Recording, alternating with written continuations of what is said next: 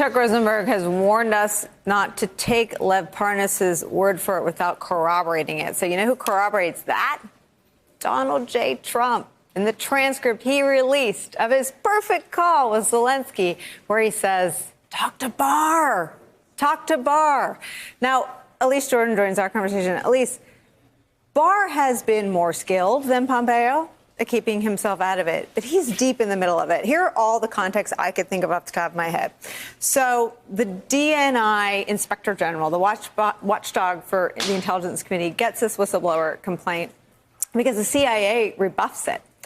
And in sort of doing a cursory review to see if it's credible, goes to DOJ to see if there are privilege issues. DOJ holds it to a point that breaks the whistleblower statute. It doesn't go to Congress in time. This is DOJ's first involvement in trying to cover this up for the president. Then I believe the CIA general counsel goes over to the White House, talks to the White House lawyer who Bolton had sent two of his staffers to go tell, hey, laws are being broken. I think the AG Barr or DOJ gets brought in again. Then when it comes out that Rudy's under criminal investigation, the head of the CrimDiv at DOJ says, whoa, I didn't know that. I never would have met with Rudy. I mean, DOJ and Barr are all over this. And this would be a question I have for Chuck Rosenberg. What is the recourse when you have an attorney general behaving in this way that is just flouting all the whistleblower protection laws that are there for a reason, so that people do feel comfortable coming forward when they need to report wrongdoing? And I agree with you, though, that Attorney General Barr has gotten a pretty good pass, not totally, because he has been under scrutiny, but he hasn't been under as much scrutiny as other players because he isn't as sloppy. And that interview last night did make me wonder, so now what's going to be next with Bill Barr? Chuck Rosenberg, your name has been invoked. Well, Elise asks a very difficult question. I mean, I think there are a couple of avenues if you don't trust the Attorney General. By the way, I will point out, Mr. Barr does not need anybody's help in undermining his own reputation. He's done a fine job of that by himself. But there are institutions outside of the executive branch that can hold an Attorney General accountable, the Congress and the media. And, by the way, within the executive branch and within the Department of Justice, we have a very, very able Inspector General who has shown himself quite capable of finding facts and bravely stating them. But none of this is perfect because the Attorney General still sits on top of the Justice Department. And if he is involved, if Parnas is right, if the president's statements corroborate Parnas and Parnas corroborates the president, then the real thing you would do, the real recourse that you would look to would be a recusal, would be the Attorney General stepping aside, as, oh, by the way, Attorney General Sessions did with respect to the Mueller investigation. And the way we grew up in the Department of Justice, we were taught that if you could even see the line, you're too close to it.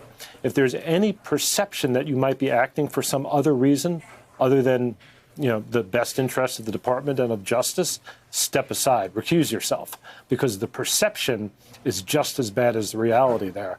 And so it's getting to the point where I think Mr. Barr has to make a very serious decision and do it very soon. He's all over this, at least he appears to be, and the perception is going to end up dictating the outcome, or at least that's the way he ought to be thinking about it.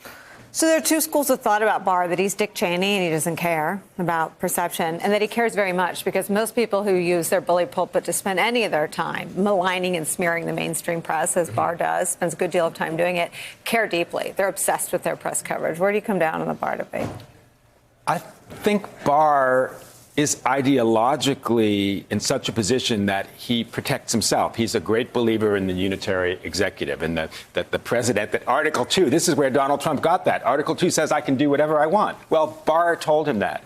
And Barr sees his role as the kind of Roy Cohn to the authoritarian leader of the Article 2 branch. And therefore, it's terrifying. It is terrifying. And therefore, he's like, I'm immune, too, because I work for the guy who can do no wrong, right? That's when you're a viceroy to the king. The only person who can get rid of you is the king. So I think Barr sees it that way, and he is shrewd. He's a veteran of political byways. But the other thing, to add to what Chuck said, I mean, that is also an office which is impeachable. You can impeach an attorney general. This is, I'm stepping back from all this for a second. We started with talking about the GAO, right?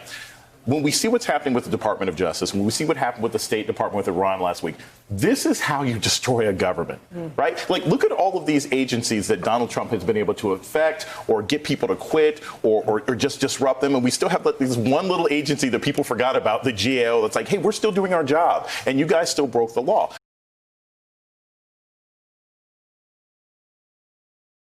Hey there, I'm Chris Hayes from MSNBC. Thanks for watching MSNBC on YouTube. If you want to keep up to date with the videos we're putting out, you can click subscribe just below me or click over on this list to see lots of other great videos.